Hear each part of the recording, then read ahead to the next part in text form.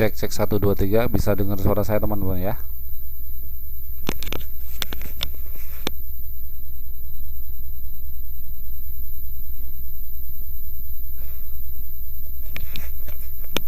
Baik, kita break 5 menit terlebih dahulu. Saya tak ambil minum.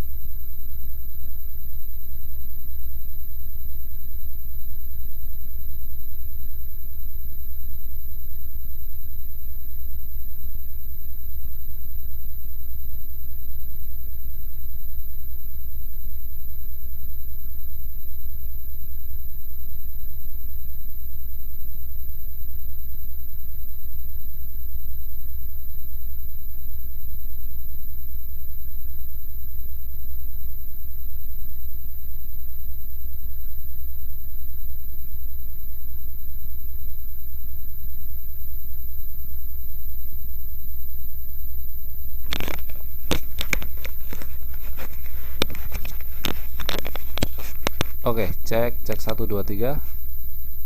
Wah, ada 20 siswa yang hadir ya. Lumayan banyak.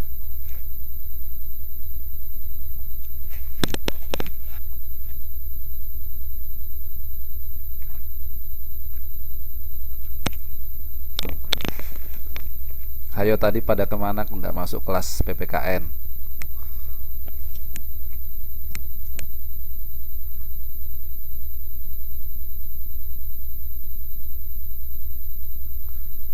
Tadi di kelas sebelumnya, di kelas PKN. Oh gitu. Loh, emangnya kalau yang di kelas satunya nggak gabungan ya? Karena saya menginformasikannya ke semua kelas. Di kelas eh, 8 semester 3 semua. Wih, saya kasih loh.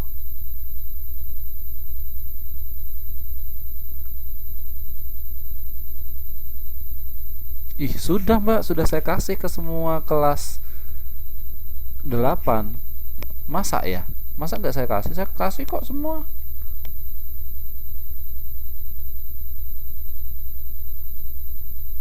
Oh,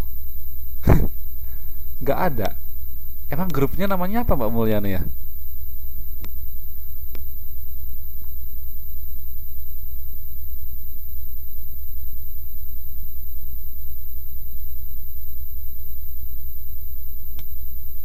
Oh, masa iya? Itu di itu PPKN-nya ya. Kalau kalau yang ini ada semua.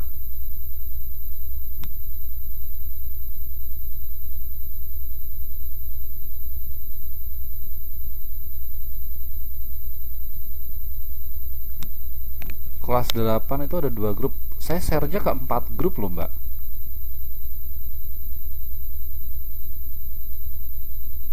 Coba nanti saya cek lagi deh. Oh, ada yang sebagian belum masuk ke grup. Ini sudah masuk ke kelas keterampilan fungsional.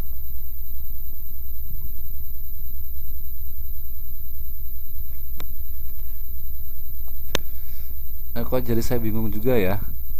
Nanti saya tanya Pak Farid deh. Untuk kelas yang 8 semester 3 ini hari Sabtu itu nanti grupnya yang mana aja. Karena setahu saya yang ada tulisan kelas 8-nya tadi yang saya share gitu.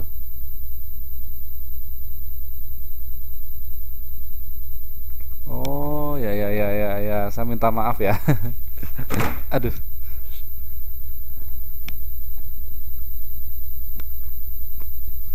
Oh, ada sebagian ada kelas 9 juga.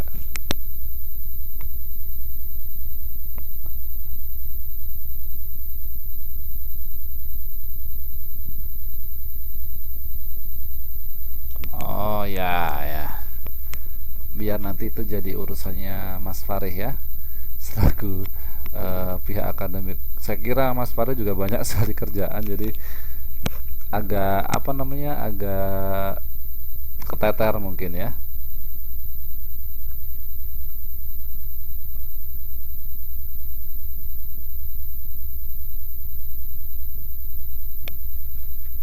Hmm, hmm. Oke, kita akan mulai dalam 2 menit ke depan.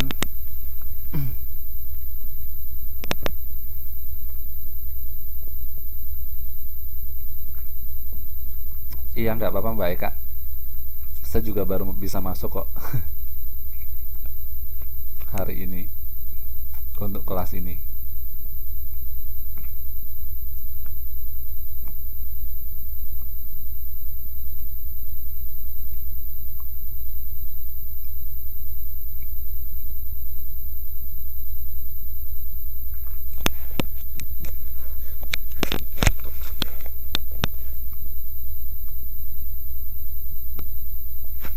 Oke, kita mulai saja. Saya awali. Assalamualaikum warahmatullahi wabarakatuh. Saya ucapkan selamat malam, selamat berjumpa lagi dengan saya yang tadi sudah belajar selama kurang lebih 40 menit di kelas PPKN. Dan saya ucapkan selamat malam, selamat berjumpa juga dengan teman-teman yang baru ketemu saya di kelas 8 semester 3 untuk pelajaran keterampilan fungsional atau TIK. Bagi teman-teman sekalian yang tadi miss tidak bisa masuk kelas PPKN, insya Allah setelah ini nanti saya akan segera uploadkan atau unggah video rekamannya di YouTube dan akan saya bagikan linknya ke grup sesuai dengan grup yang saya miliki ya. Nanti saya akan coba tanya lagi ke Pak Fahri kira-kira grup yang valid yang mana, biar tidak ada siswa yang merasa belum mendapatkan atau belum bisa mengecek rekamannya. Dan sama seperti PPKN yang tadi di awal pertemuan, bahwa malam hari ini juga merupakan pertemuan pertama, jadi saya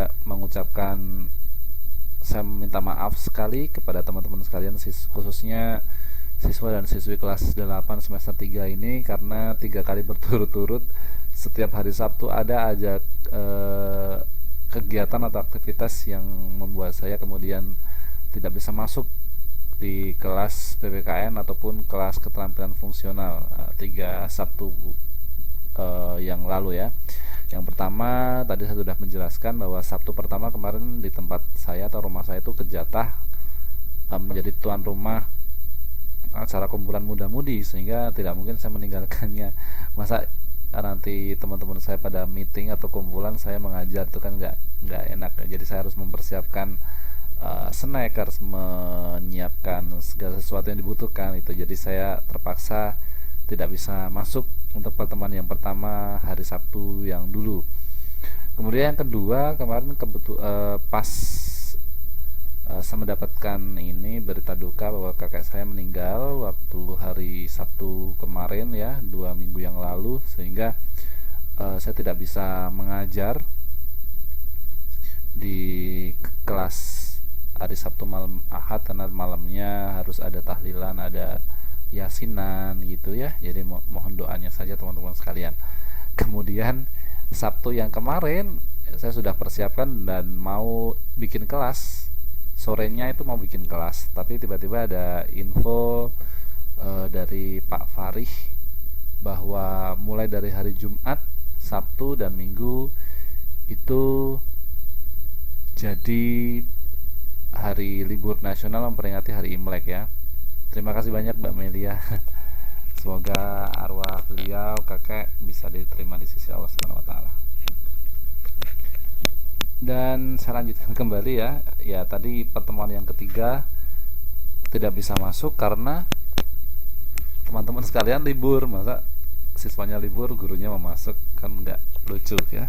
Jadi ya mohon maaf sekali ada kesempatannya baru malam hari ini. Jadi seharusnya sudah pertemuan yang keempat, ini baru pertemuan yang pertama. Jadi nanti saya mohon sekali lagi untuk ketua kelas, dalam hal ini ketua kelasnya Mbak Mulyani ya, atau setiap grup ada ketua kelasnya masing-masing, atau di KPB Mbak Mulyani aja. Nanti bagi ketua kelas saya sampaikan kembali jika ada waktu kosong di hari Rabu dan Kamis, saya dikabari ya. Siapa tahu saya nanti bisa isi. Karena hari Senin, hari Selasa saya ada kelas, hari Jumat, hari Sabtu saya juga ada kelas. Jadi hari Rabu sama Kamis ya. Nanti kalau kosong tutor yang lain. Tapi biasanya juga tutor-tutor memberikan informasi atau memberikan kabar kalau misalnya dia tidak bisa ngajar supaya bisa digantikan oleh tutor lain. Biasanya ngabarin, cuman biasanya kadang-kadang juga telat ngomongnya 1 jam atau 30 menit sebelum kelas dimulai.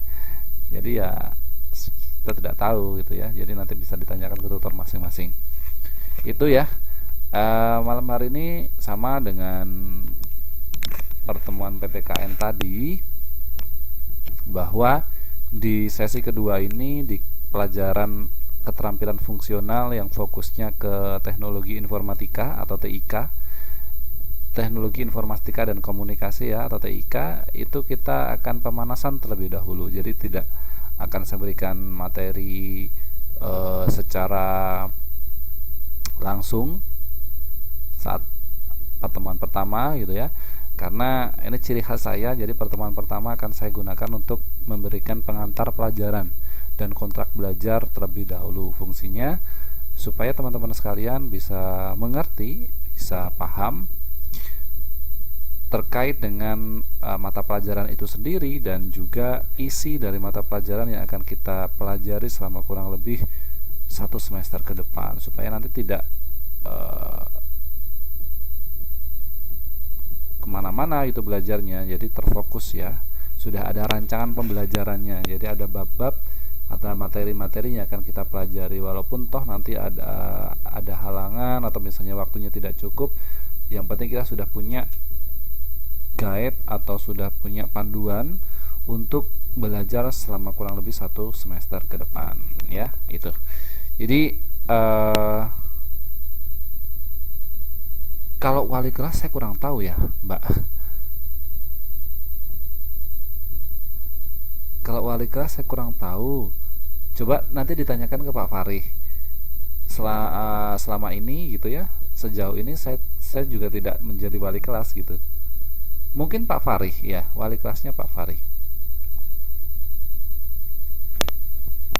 Nanti bisa dikontak lagi ya. Kenapa nggak ada suaranya Mbak Media? Yang lain gimana? Dicek dulu ya, ada suaranya nggak? Oke, mungkin volumenya dibesarkan aja Mbak Melia, atau suaranya kena angin. Yang lain jelas kok. Oke, kita cek dulu. Suaranya sudah jelas ya. Kalau papan tulis ini sudah saya ganti ke PowerPoint yang sudah saya siapkan. Bisa lihat semua nggak?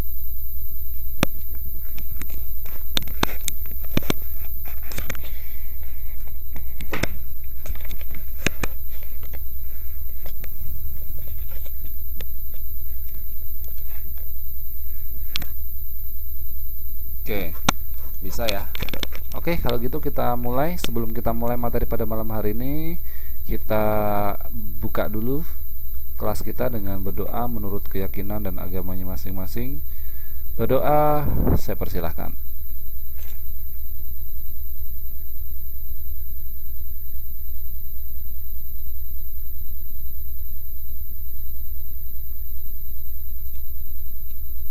Berdoa selesai.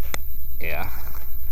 Kita tadi sudah cek juga, tidak ada kendala. Dan teman-teman sekalian, nanti kalau misalnya di tengah perjalanan kita belajar mengajar ada kendala seperti tadi Mbak Melia ya, mengutarakan bahwa tidak bisa dengar suara atau tidak bisa melihat papan tulis atau layar monitornya tidak bergerak, itu nanti bisa langsung dikondisikan atau langsung bisa interupsi melalui chat ya. Nanti biar kita bisa cek bareng-bareng kira-kira masalahnya ada di mana. Apakah ada di jaringan saya atau di jaringan saudara sekalian. Ya. Nah, untuk kesempatan hari ini mungkin beda dengan kesempatan-kesempatan yang lain ya, karena saya bergabung di program kesetaraan Taiwan, itu pembelajaran kejar paket, itu sudah kurang lebih dari tahun 2000, awal 2015. Jadi 2015 2016, sekitar 2 tahun ya. Dan selama ini saya mengampu pelajaran ilmu pengetahuan sosial. Walaupun memang tidak di bidang saya itu di bidang medis atau di bidang eksak ya, tapi nggak apa-apa selama seseorang itu belajar ya, seperti apa yang selama ini saya percayai ya. Jadi saya tuh punya moto everyone can do everything. Jadi setiap orang itu sebenarnya bisa untuk menjadi sesuatu hal yang dia inginkan. Jadi kalau misalnya walaupun tidak membidanginya, tapi kalau dia belajar itu bisa ya. Sampai seperti sekarang, walaupun saya tidak membidangi secara expert ya, secara ahli di bidang IPS gitu, tapi saya mulai lagi membaca-baca tentang sejarah nasional, tentang IPS gitu ya, ekonomi, geografi, bumi, kemudian hubungan internasional dan sebagainya. Ya bisa kok. Jadi perlu waktu untuk belajar ya, tidak ada salahnya kan, karena nggak ada yang salah untuk dari belajar, kalau tidak ada yang sia-sia. Jadi nanti kita juga bisa menambah ilmu. Jadi ya di sini saya tidak menggurui teman-teman sekalian, yang jelas kita sharing ilmu ya. Mudah-mudahan apa yang akan kita lakukan ini bisa bermanfaat bagi orang lain. Jadi nanti teman-teman sekalian juga saling mengkoreksi saya kalau misalnya saya ada kesalahan. Gak apa-apa Mbak Mulyani, silahkan nanti balik lagi di kelas ya. Oke. Nah, kembali lagi di topik ya, bahwa biasanya saya mengajar IPS. Nah, baru beberapa waktu lalu mungkin Bapak Fari itu yang biasanya memegang mata pelajaran yang bersangkutan itu menawari saya karena kayaknya tidak rela kalau saya mendapatkan kelas yang sedikit. Jadi menawarkan saya untuk mengisi beberapa kelas ya. Jadi ada penambahan kelas sehingga eh, saya mendapatkan tambahan mata pelajaran yang biasanya satu minggu saya itu cuman 5 jam pelajaran, sekarang menjadi 11 jam. Jadi biasanya cuman dua kali pertemuan atau dua hari dalam seminggu, sekarang jadi 4 hari. Tapi nggak apa-apa, selagi saya bisa, selagi saya ada waktu, dan toh saya juga suka mengajar. Jadi ya saya lakoni dulu, saya jalani dulu selagi saya bisa gitu ya. Nah, biasanya saya mengampu IPS. Sekarang saya tambah lagi 3 pelajaran di luar itu. Di kelas 11 saya mendapatkan belajar mengajar bahasa Indonesia. Kemudian tambahan belajar PPKN, dan terakhir saya ditawari untuk mengampu pelajaran atau memegang pelajaran keterampilan fungsional atau TIK.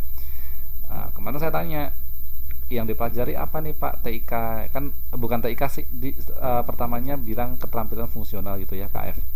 Terus saya tanya, ini fokusnya kemana keterampilan fungsional? Ternyata pembelajarannya tentang IT ya, tentang informatika, teknologi informatika dan komunikasi. Nah, di situ saya selama ini juga suka dengan IT gitu ya, sering utak-utak walaupun tidak expert di situ ya. Jadi kalau misalnya editing, kemudian bikin film gitu, saya suka dari zaman dulu. Karena dulu sebelum saya masuk ke medis, cita-cita saya itu kuliah di TIK. Jadi ke multimedia dan sebagainya. Jadi sampai sekarang itu masih suka kalau ngedit foto pakai Photoshop, terus kemudian Microsoft Office, kemudian mixing lagu, kemudian bikin film, editing pakai Adobe Premiere dan sebagainya. Itu nggak tahu kenapa saya passion, jadi bisa duduk di depan komputer tuh berjam-jam gitu. Kalau misalnya ada waktu lagi pengen ngedit film, ya syukur alhamdulillah filmnya juga bagus. Biasanya saya bikin film itu untuk kejutan teman-teman ulang tahun gitu, jadi bikin klip dan sebagainya ya, walaupun amatiran, tapi ya alhamdulillah yang diberikan hadiah sampai hari ini juga sangat appreciate. Cuma belum pernah saya upload ya ke YouTube ya. Nantilah kalau ada waktu saya upload ke YouTube, jadi teman-teman sekalian sesuai dengan pelajaran TIK ya, nanti bisa ditiru. Begitu ya. Saya lanjut ya. Nah, untuk malam hari ini tadi sudah saya sampaikan, kita warming up atau pemanasan terlebih dahulu, tidak akan saya berikan materi yang berat. Saya akan berikan pengantar pelajaran dan kontrak belajar untuk mata pelajaran keterampilan fungsional. Dalam hal ini fokusnya di teknologi informatika dan komunikasi. Oke, kita lanjut.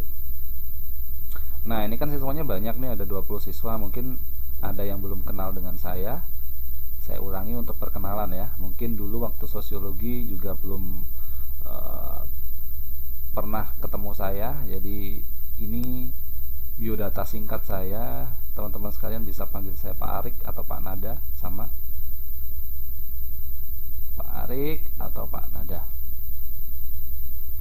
Usia saya mungkin bisa terbilang sama, ada yang sama dengan kalian, ada yang mungkin sama dengan usia adiknya, atau sama dengan usia anak ya di Indonesia, atau anak yang ditinggal di Indonesia gitu, atau saudara dan sebagainya, saudara lebih muda. Jadi usia saya masih tergolong muda, seperempat abad ya, 26 tahun. Nah, seperti Mbak Rini bilang, seperti anaknya ya, anaknya juga usia saya. Jadi sebenarnya dulu waktu saya ditawari untuk mengajar, ini siswanya siapa? Saya kira gitu. Siswanya ya teman-teman BMI yang kerja di Taiwan gitu loh. Nah itu range usianya berapa Pak Bambang? Waktu itu kan Pak Bambang menawari saya. Range usianya juga macam-macam, ada yang muda, ada yang seusia saya, kemudian ada yang juga seusia dengan ibu saya gitu. Oh gitu, nggak apa-apa tuh ya, nggak apa-apa, yang penting dalam kelas itu tidak sepaneng aja itu ya, karena kan teman-teman juga beda ya perlakuannya, walaupun santai tetap ini sistem sekolahnya kan sekolah yang resmi juga, formal gitu ya, jadi ya apa namanya, tetaplah ngalir, tetap santai, tetapi bisa masuk. Saya lahir tahun 90 Mbak, jadi ya usianya 26 tahun. Ya beda-beda sedikit ya, beda 3 tahun, beda 4 tahun. Oke, saya tinggal di Yogyakarta Mbak, di Indonesia, Yogyakarta, karena sekarang dari bulan September kemarin saya sudah lulus. Tadinya saya kuliah di Taiwan, sehingga saya ketemu sama Pak Budi sama Pak Bambang selaku kepala sekolah ya. Waktu itu saya ditawari untuk mengajar, karena 2 tahun sekolah di Taiwan itu agak sedikit senggang ya waktunya, tidak setiap hari kuliah, jadi ada beberapa hari free. Doakan saya saja Mbak Mulyani, saya bisa S3 di sana. Ini juga di uber sama dikejar-kejar sama profesor untuk balik lagi ke Taipei, jadi nanti bisa ketemu sama teman-teman sekalian. Amin. Jadi untuk sementara saya tinggal di Jogja, masih mengajar.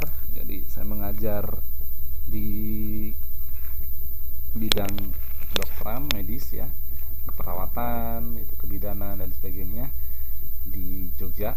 Dulu saya sekolahnya di Behu. Kalau ada teman-teman sekalian yang tinggal di Taipei dan tinggalnya di daerah Sipai, di rumah sakitnya apa ya namanya, Longcong, orang bilang Longcong gitu. Loncong ya, Loncong Hospital. Satunya lagi saya kok lupa rumah sakitnya ya. Jadi di sekolah saya itu diapit 2 rumah sakit gede, itu Veteran Hospital sama rumah sakit jantung, saya lupa. Di situ saya sekolahnya. Kalau bahasa Cinanya itu nama sekolah saya itu Taipei Guoli Taipei Guoli Taipei Huli Jiankang Tasui.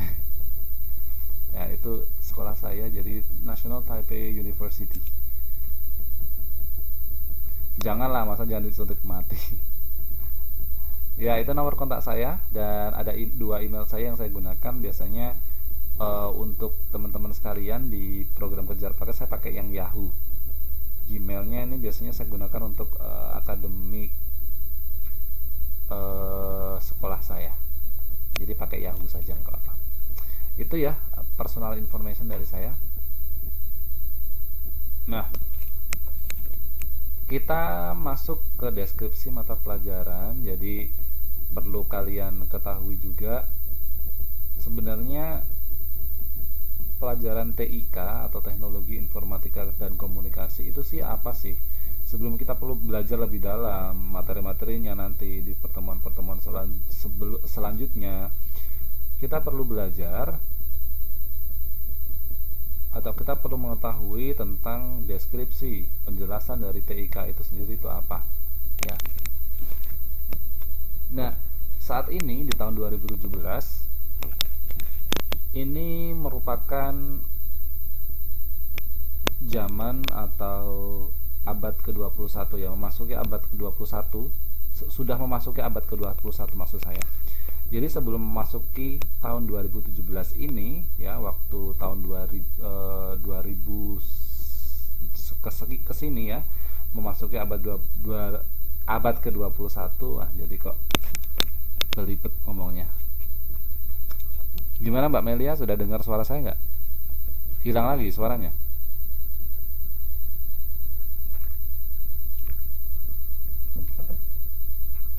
You have to check your signal. Oh, yang lain keras kok.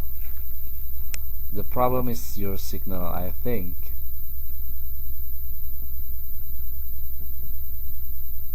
Oke, sembari Mbak Melia membenarkan sinyalnya atau mencari, mungkin perlu naik pohon kali ya Mbak ya.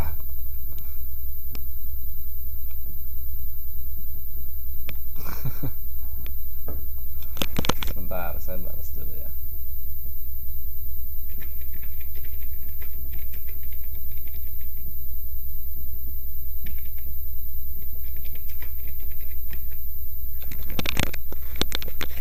Ya, sembari menunggu Mbak Melia merestart laptopnya ya, kita teruskan. Jadi memasuki abad ke-21, 21st century ya, seperti yang sekarang ini, bidang teknologi informasi dan komunikasi itu berkembang pesat yang dipicu oleh temuan-temuan dalam bidang rekayasa material mikroelektronika. Jadi seperti sekarang ya, semakin maju teknologi informasi ya, elektronik dulu kenapa bisa semaju sekarang itu diawali dengan temuan-temuan bidang rekayasa. Jadi ya sesuatu hal, ilmuwan-ilmuwan zaman dulu itu sering kalau menemukan sesuatu itu mereka riset atau mencari tahu tentang rekayasa-rekayasa. Jadi dibuat duplikasi rekayasa tentang mikroelektronika. Jadi mikro itu kecil, elektronika itu adalah barang-barang elektronik. Zaman dulu yang namanya elektronik itu kan gede-gede ya. Nah, di elektronik yang gede-gede itu otomatis kan ada susunan-susunan kecil di dalamnya. Nah, di susunan-susunan kecil tersebutlah ahli-ahli elektronik, ahli-ahli atau pakar-pakar telekomunikasi, teknik informatika itu ya, waktu itu sudah mulai mengadakan riset dan merekayasa. Semua itu bisa di-upgrade atau bisa dijadikan sesuatu hal yang lebih canggih seperti sekarang. Nah, perkembangan ini tentu saja berpengaruh besar terhadap berbagai macam aspek kehidupan. Bahkan perilaku dan aktivitas manusia kini banyak bergantung pada teknologi informasi dan komunikasi. Siapa coba sampai saat ini tidak bergantung pada handphone? Saya kira teman-teman sekalian semua memiliki handphone ya. Bahkan bisa dibilang lebih dari satu. Ada yang tangan kanan pegang iPhone, tangan kiri pegang Samsung. Kalau kaki bisa megang, mungkin kaki kanan kiri bisa pegang iPad, bisa pegang tab gitu ya. Ya, jadi bisa dikira orang-orang sekarang itu ketergantungan atau bergantung pada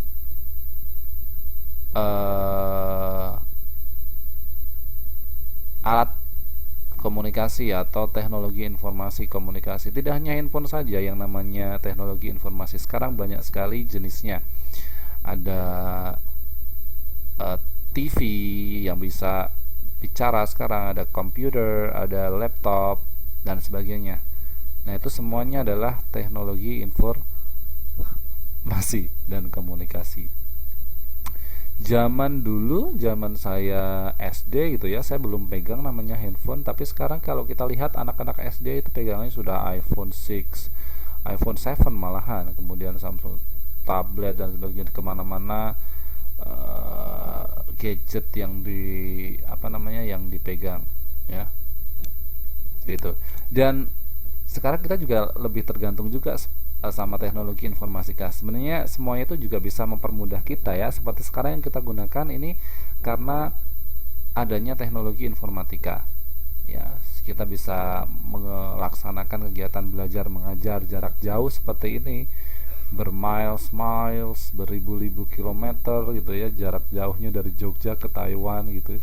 Tapi kita bisa real time, kita bisa langsung mengadakan siaran langsung seperti ini, belajar. Kalian bisa langsung mendengarkan suara saya, kemudian saya bisa berinteraksi dengan kalian walaupun hanya dengan chat, tetapi saya bisa melihat interaksi kalian ada di virtual class seperti ini atau kelas virtual seperti ini gitu ya. Itu salah satu efek atau imbas dari adanya teknologi informatika. Jadi aktivitas manusia saat ini banyak yang tergantung pada telekomunikasi. Dulu hanya ada teknologinya sekarang, tapi sekarang hanya ada teknologinya saja, tetapi sekarang lebih dikembangkan lagi sehingga terciptalah sosial media. Nah, ini yang sangat ediktif ya, sangat membuat kita tidak bisa pisah, ketergantungan, terus ya ediktif gitu ya. Jadi coba mungkin bagi yang muslim gitu ya, eh, berapa banyak perbandingannya kalian buka Al-Quran sama buka status Facebook atau cek Facebook.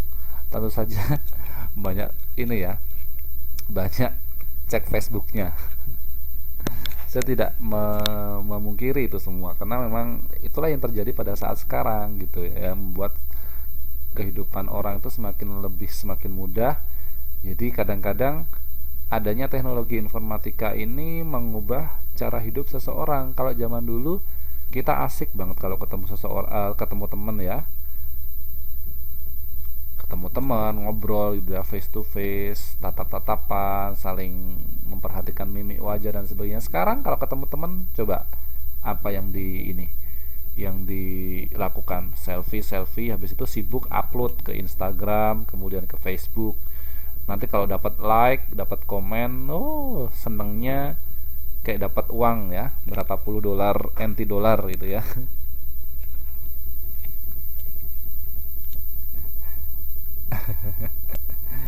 Nggak usah malu. Jadi ya itu memang apa ya, realnya, kejadian nyatanya di dunia zaman sekarang ya. Gitu. Ya kita bijak saja lah untuk menanggapi semua yang terjadi ya di apa namanya, di dunia ini ya.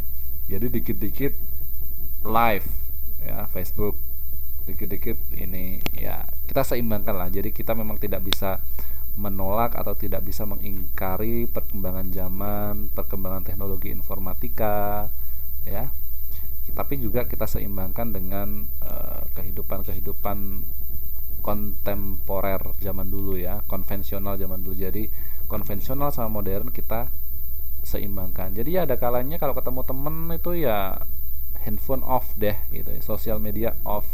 Jadi kita kayaknya, saya lebih suka kalau misalnya ketemu temen itu ya kayak dulu ngobrol, kemudian saling intens memperhatikan. Jadi kemarin ada apa namanya, jadi ada kasus ya. Jadi kalau saya dulu keranjingan media sosialnya waktu saya SMA dan kuliah semester pertama. Habis itu saya membatasi diri.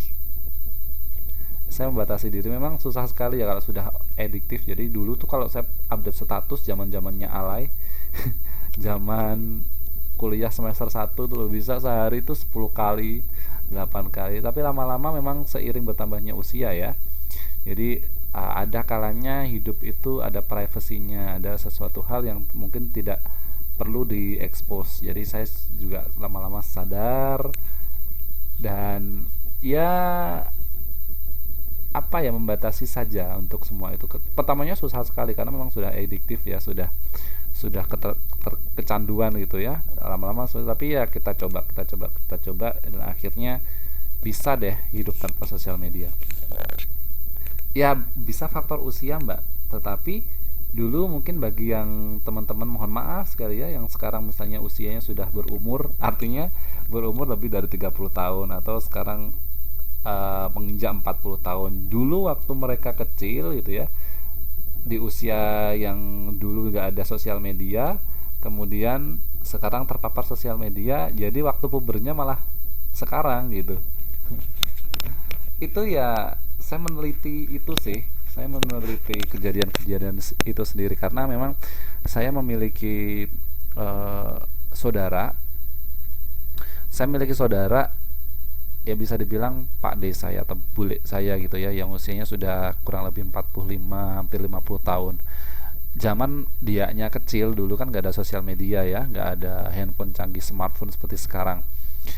Nah sekarang itu kan ada BBM, kemudian ada WhatsApp, ada Facebook, ada Instagram dan sebagainya. sukanya itu tuh ganti-ganti status, kemudian ganti-ganti foto itu setiap hari, ganti DP foto tuh berapa kali ya. Ya saya maklum sih karena memang mungkin pubernya sekarang ya. bisa bisa seperti itu, jadi ya saya maklumi ya. Tapi memang kalau dari teori perkembangan manusia yang selama ini saya belajar itu ya, di bidang medis itu, ada masa-masa alay atau masa-masa lebay seseorang itu ya biasanya secara teori, secara harfiahnya itu di masa-masa SMA atau masa-masa remaja. Itu zaman-zaman kealayannya seorang manusia yang hidup dalam kehidupannya itu ya.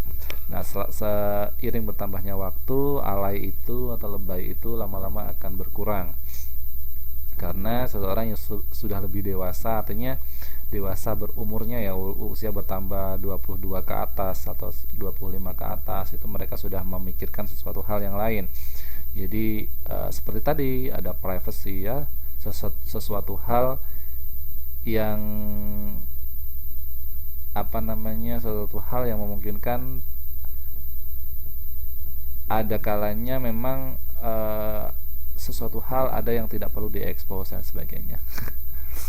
Gitu. Jadi ya lama-lama akan matang dengan sendirinya. Tetapi ya ada yang seperti itu, ada yang enggak. Ya normalnya seperti itu. Ya enggak apa-apa Mbak. Jadi ya kita perlu menghadapi secara bijak saja media sosial itu ya. Kalau untuk keperluan ya, saya juga membuat Facebook itu kadang-kadang cuman untuk sesuatu hal yang untuk share dan sebagainya. Tapi kadang-kadang saya juga kealayannya juga muncul. Kadang-kadang kan saya hobi fotografi, saya juga hobi fotografi juga. Kadang-kadang yang pengen di expose tanggapan dari teman-teman gimana gitu. Tapi ya nggak masalah. Ya itu hak pribadi kok. Jadi tidak perlu ada yang mengkritik dan sebagainya. Itu hak pribadi seseorang. Jadi kalau pengen upload ya silakan gitu. Oh alay ya Mbak Mulyani, ya nggak apa-apa. Yang penting hidup-hidupnya seneng gitu kan. Nggak apa-apa, santai saja. Saya hanya menggambarkan, tidak bermaksud untuk menohok ya, enggak. Oke, saya lanjutkan lagi ya, malah kemana-mana tadi ceritanya. Memang kalau membicarakan tentang teknologi informatika itu memang tidak ada habisnya. Kadang-kadang banyak sekali yang dikritisi. Nah, perlunya kita belajar TIK ini, mata pelajaran ini perlu dikenalkan, dipraktikkan, dan dikuasai peserta didik sedini mungkin agar mereka memiliki bekal untuk menyesuaikan diri dalam kehidupan global dan yang ditandai dengan perubahan yang sangat cepat. Jadi ya teman-teman sekalian, kenapa di kurikulum sekarang, di era baru sekarang, zaman saya dulu SD, SMP itu tidak ada pelajaran teknologi informatika. Saya mendapatkan pelajaran teknologi informatika itu mulai dari SMA kelas 1.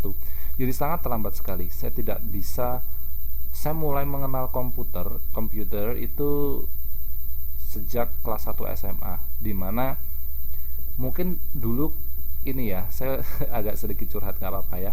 Mungkin dulu agak sedikit perbedaan lokasi. Jadi selama 17 tahun, bukan 17 tahun, selama kurang lebih 15 tahun saya tinggal di Sumatera Selatan, di Palembang sana. Dimana sistem pendidikan di Palembang dengan di Jawa, di Jogja khususnya itu sangat jauh sekali. Orang tua saya itu kan asli Jogja. Nah, kemudian PNS-nya itu kan ditugaskan di Sumatera sana, di Palembang. Kemudian saya lahir di sana. Jadi saya TK, saya SD, saya SMP itu ada di Palembang. Di Palembang. Waktu itu saya lulus SMP itu tahun 2004, dimana waktu itu masih sangat minim sekali orang itu mengenal komputer, apalagi handphone ya. Handphone itu masih monoponik, masih layar hitam putih begitu, belum ada smartphone, belum ada laptop sudah ada tapi laptop gede-gede itu, tapi di daerah saya itu komputer yang gede banget itu tuh masih jarang sekali. Dan waktu saya lulus SMP, sekolah saya itu baru ada satu unit komputer. Jadi tidak paham ininya apa namanya, belum ada gambaran komputer itu seperti apa, sehingga kemudian ayah saya melemparkan saya ke Jogja balik, ikut kakek saya. Ya waktu itu saya masih pegang Nokia 3310.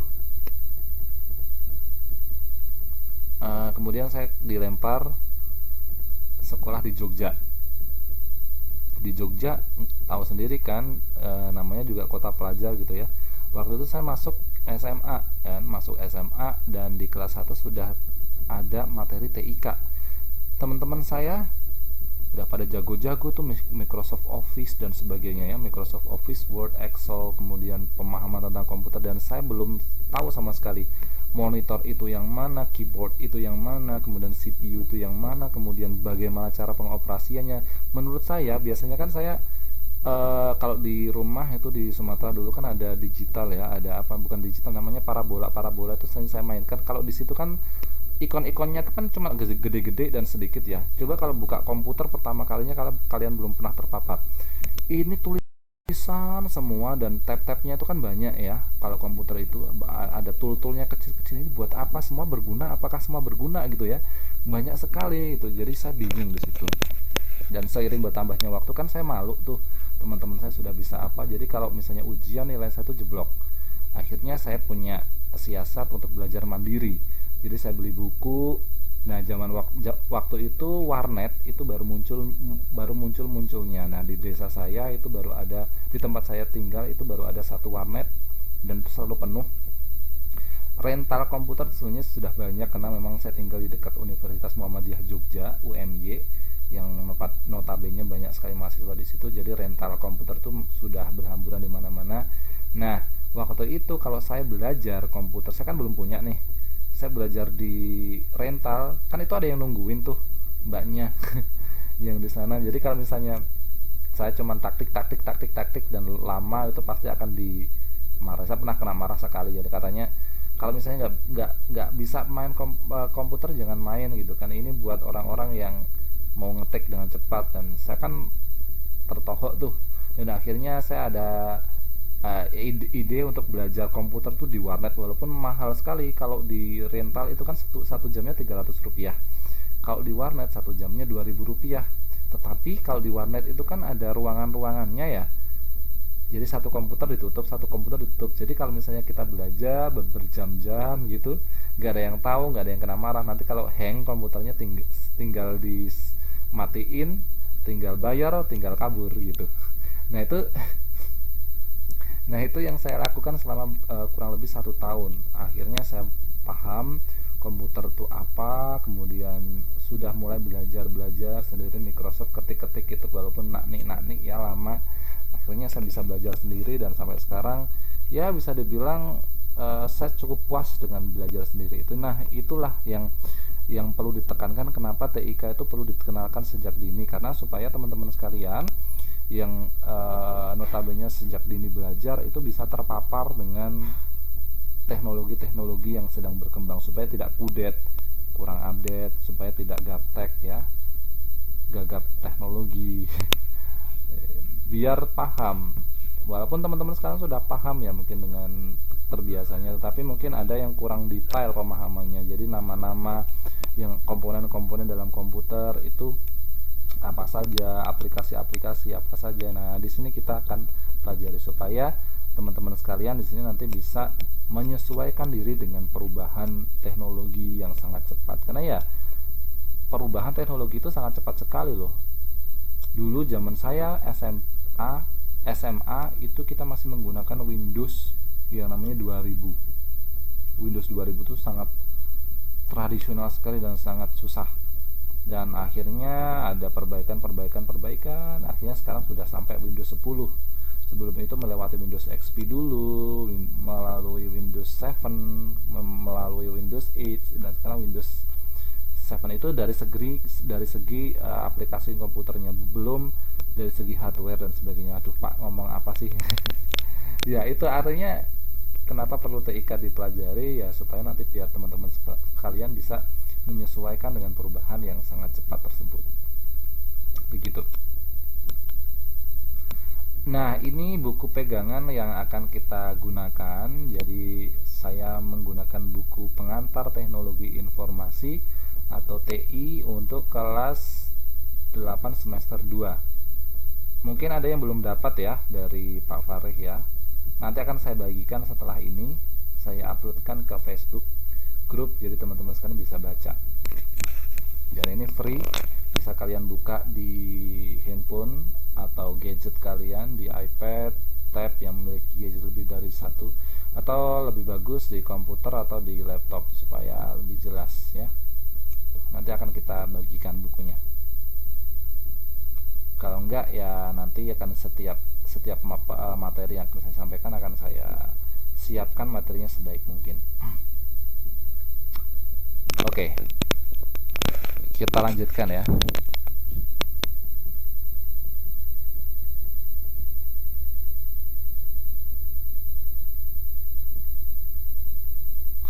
Kalau belum punya Microsoft bisa buka bukunya, Pak. Bukunya ini formatnya PDF. Jadi kalau kalian sudah pegang HP Android gitu ya, HP Android atau tab Android atau iPad gitu ya dari gadget Apple, itu saya kira sekarang itu handphone-handphone udah canggih, udah bisa langsung buka PDF ya. Jadi itu bukunya formatnya PDF, jadi bisa lah.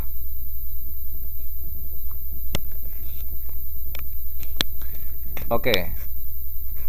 Kenapa kita perlu belajar TIK? Yang pertama, supaya kita paham tentang perkembangan teknologi informasi dan komunikasi seperti sekarang.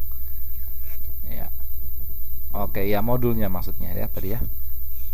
Kemudian yang kedua, bisa mengembangkan keterampilan untuk memanfaatkan teknologi informasi dan komunikasi.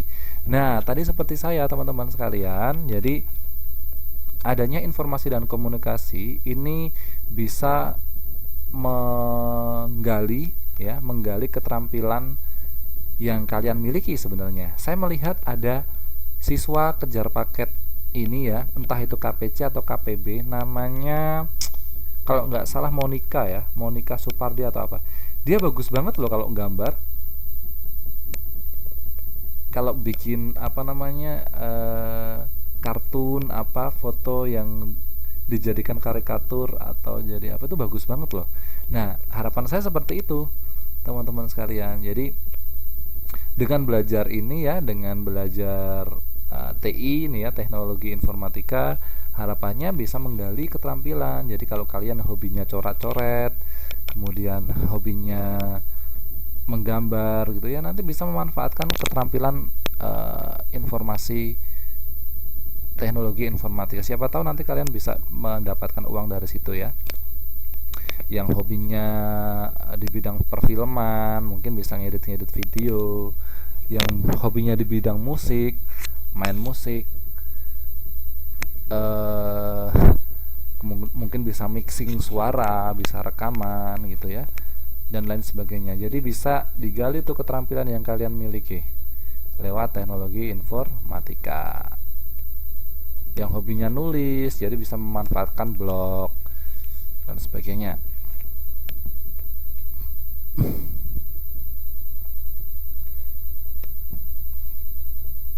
Oke, yang selanjutnya, mengembangkan sikap kritis, kreatif, apresiatif, dan mandiri dalam menggunakan teknologi informasi dan komunikasi. Jadi dengan adanya teknologi informasi ya tadi, teman-teman harapannya bisa menjadi lebih kreatif dan lebih mengapresiasi. Jadi sekarang itu orang Indonesia itu apresiasinya yang kurang teman-teman sekalian ya. Jadi sukanya yang bajakan. Jadi kalau mau beli itu nggak mau. Seperti apa? Seperti Windows ya. Mereka seringnya maunya download, kemudian dibajak gitu ya, dicari kodenya, jadi supaya tidak bayar ya. Gitu. Terus kemudian aplikasi-aplikasi misalnya Microsoft Word, Microsoft Office ya, yang buat ngetik itu, yang buat nulis. Itu kan aslinya bayar ya. Jadi dan harganya tidak murah karena memang buatnya juga susah. Jadi orang Indonesia biasanya senangnya mengcrack atau carinya yang gratisan gitu ya. Bagaimana caranya supaya tidak bayar dan bisa mendapatkan aplikasi tersebut gitu. Nah, ini yang namanya apresiasinya yang rendah terhadap orang-orang yang membuat aplikasi tersebut, dan harapannya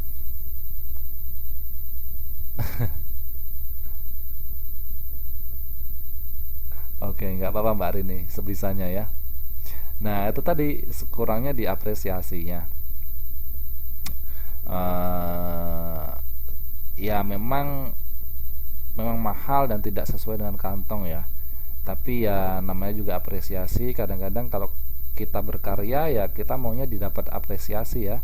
Jangan sampai karya kita dibajak orang lain. Gimana perasaannya kalau misalnya kita berkarya kemudian sudah capek-capek membuat sesuatu kemudian dibajak sama orang yang tidak bertanggung jawab, diperjualbelikan sehingga yang mendapatkan uang itu sama malah orang lain bukan kita. Berarti kan sakitnya kan di sini. Nah, ya kita pelan-pelan lah merubah itu semua. Dulu hobi saya juga download, Mbak. Jadi dulu hobi saya download. Kalau musik itu ya tidak beli CD-nya, download aja gitu. Tapi ya lama-lama berubah ya. Karena memang karya itu memang harus diapresiasi, harus dihargai. Sekarang ya mulai sedikit-sedikit ya, karena sudah bisa cari duit sendiri. Cari duit sendiri gitu ya, paling enggak dikurangi lah seperti itunya. Jadi kalau misalnya lagu misalnya ya, karena orang bikin lagu itu juga susah ya, kita beli misalnya dengan beli CD-nya atau beli di iTunes dan sebagainya. Kalau aplikasi juga kita tanggapi dengan bijak. Nah, seperti yang nomor terakhir ini yang sebenarnya saya katakan tadi ya, menghargai karya cipta di bidang teknologi informasi dan komunikasi. Ya, kita belajar ini supaya kita paham, karena membuat sesuatu itu sangat susah dan kita perlu menghargai karya orang lain.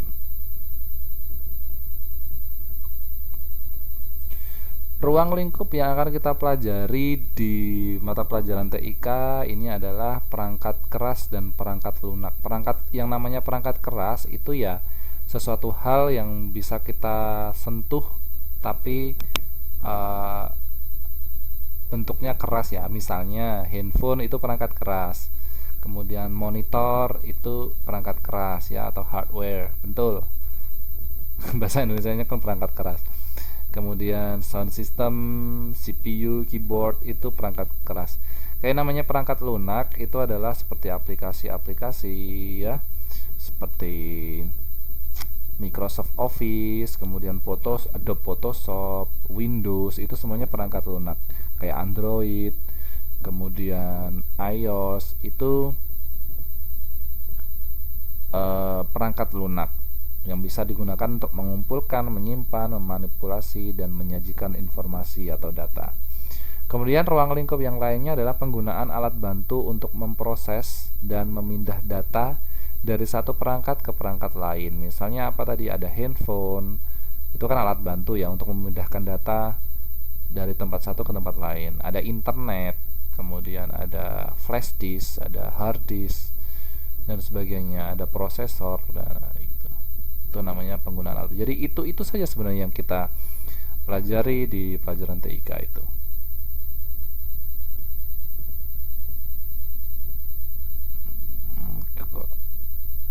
Oke.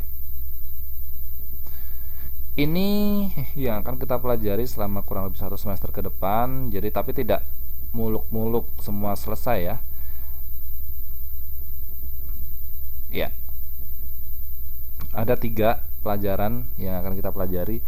Yang pertama nanti di bab 1 kita akan mengenal aplikasi-aplikasi pengolah kata di komputer. Apa itu pengolah kata, aplikasinya apa saja. Nah, itu nanti kita akan belajar. Kemudian dilanjutkan di bab 2, itu nanti kita akan belajar tentang mengenal Microsoft Office Word. Jadi Microsoft Office Word itu adalah bagian dari Microsoft Office. Microsoft Office itu adalah induk dari aplikasi yang digunakan perkantoran. Nah, di mana di dalamnya itu banyak sekali aplikasi seperti Microsoft Office Word yang digunakan untuk mengetik, kemudian Microsoft Office PowerPoint yang biasanya digunakan saya seperti ini yang digunakan untuk presentasi, kemudian Microsoft Office Excel yang biasanya untuk hitung-hitungan, membuat tabel dan sebagainya. Ada yang namanya Microsoft Office Publisher yang biasanya digunakan untuk membuat leaflet, membuat spanduk dan sebagainya. Kemudian yang terakhir itu kalau nggak salah ada Microsoft Office Access. Nah itu biasanya digunakan oleh minimarket untuk mengolah data-datanya supaya lebih mudah. Nah itu adalah bagian dari Microsoft. Nah di bab 2 nanti kita mengenal bagian-bagian dari Microsoft Office Word yang biasa digunakan untuk mengetik. Microsoft itu nama pabriknya, Mbak. Jadi Microsoft itu nama pabrik yang membuat aplikasi tersebut. Nah, Microsoft Office itu sebuah aplikasi besar yang biasanya digunakan untuk perkantoran-perkantoran, yang digunakan di office, di kantor-kantor ya, di mana ada banyak sekali aplikasi di dalamnya. Tadi ada Word yang untuk ngetik, PowerPoint yang untuk presentasi dan lain sebagainya. Nanti kita akan bahas itu di pertemuan yang akan datang. Yang jelas ini iya kan. Yang jelas ini nanti bisa membuat kalian ada gambaran, ya paling tidak kalian punya informasi yang lebih canggih lah kalau dibandingkan dengan TKI lain atau BMI lain yang tidak sekolah gitu ya. Jadi nanti kalian tidak hanya sebatas tahu itu aplikasi apa, tapi kalian bisa mahir, bisa menggunakan itu dengan seksama. Jadi kalian perlu berbangga hati atau perlu berbahagia ya untuk bergabung di sekolah ini ya. Nah, nanti kalau sudah mengenal Microsoft Office, nanti setelah ujian tengah semester akan dilanjutkan dengan prakteknya bagaimana menggunakan Microsoft Office 2007. Karena versinya ada banyak ya. Saat ini saya sudah menggunakan versi yang 2016. Tetapi selama ini yang stabil itu versi 2007. Sebenarnya semuanya itu sama saja, hanya tampilannya saja yang berbeda, tetapi untuk fungsi-fungsinya itu masih sama. Jadi kita nanti akan belajar yang 2007 ya, biar nanti lebih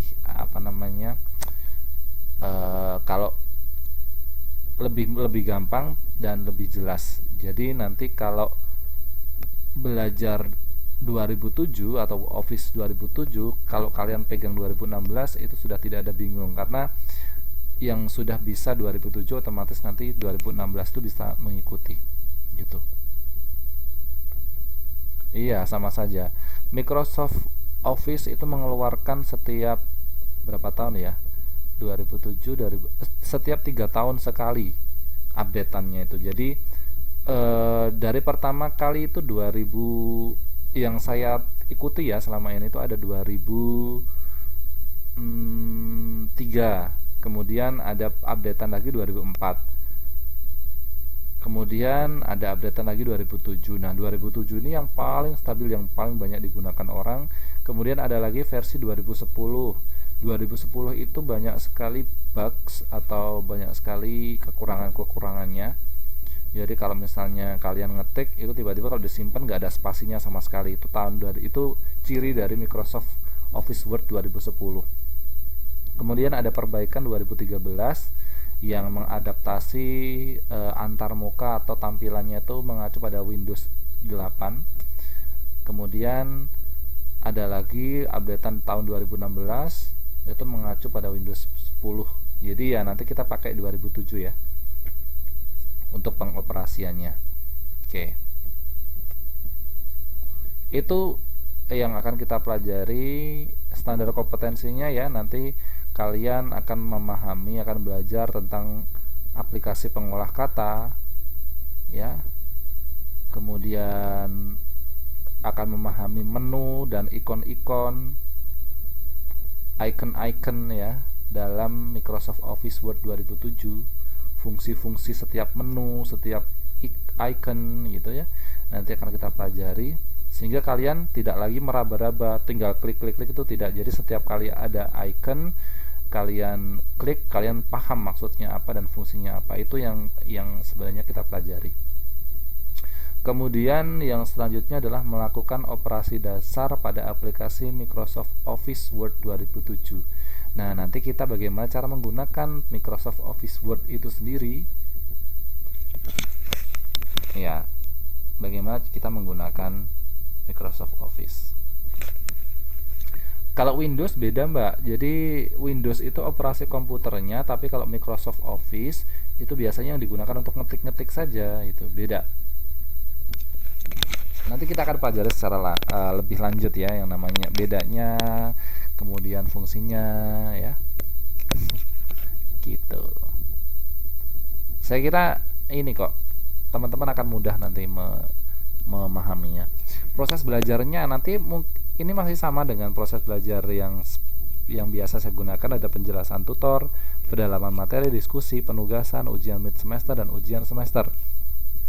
Dimana untuk pelajaran ini mungkin nanti saya akan membuat video, jadi supaya teman-teman sekalian bisa paham. Jadi sebelum kelas dimulai saya akan merekam, misalnya materi sekarang menggunakan belajar ngetik ya, misalnya gitu ya. Nanti saya akan merekam selama kurang lebih 40 menit atau 30 menit. Saya akan merekam penjelasan saya sebelumnya, kemudian saya akan uploadkan ke YouTube dan dan kalian tinggal play aja waktu kelas dimulai.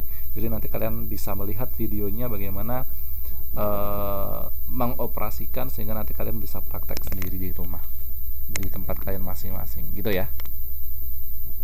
Gampang kok, tenang saja, jangan takut. Untuk kelas ini nanti akan ada 14 kali pertemuan, di mana setiap kelasnya akan dimulai pada pukul 21.40 hingga pukul 23 setiap hari Sabtunya, dan semuanya akan berlangsung selama kurang lebih 2 jam pelajaran, dan 1 jam pelajarannya itu 40 menit. Nanti akan saya bagi 1 jam penjelasan, 1 jam pendalaman materi atau diskusi. Proses penilaiannya nanti akan ada penugasan 25%, ujian tengah semester 30%, ujian akhir semester 30%, dan diskusi 15%. Mungkin nanti akan saya beri banyak tugas kali ya. Jadi ujian tengah semester dan ujian akhir semester nanti include saya suruh buat apa gitu ya, karya apa gitu ya, melalui Microsoft Office dan sebagainya. Jadi tidak akan saya bikin kalian berat-berat biar kalian enjoy kelas ini ya. Gitu. Ya, ada yang mau ditanyakan teman-teman sekalian? Saya kira itu yang bisa saya sampaikan untuk malam hari ini. Mudah-mudahan ada manfaatnya.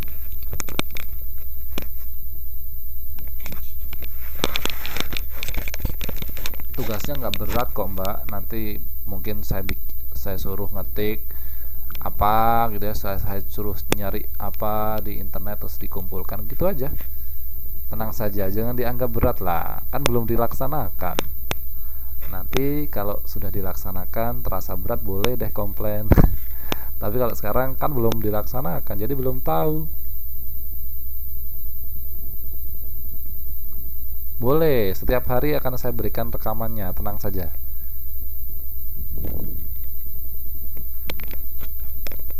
Waduh, kalau Mbak Mulyani sudah paham nih kayaknya.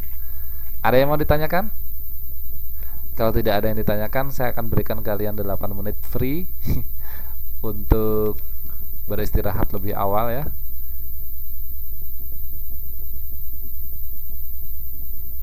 Mulyani jagonya ya. Awas aja nanti kalau nilainya jelek. Oke, baik, kalau tidak ada yang ditanyakan teman-teman sekalian, saya kira itu yang bisa saya sampaikan. Mudah-mudahan ada manfaatnya ya. Kita tutup pertemuan pada malam hari ini berdoa menurut keyakinan dan agamanya masing-masing. Berdoa, saya persilahkan.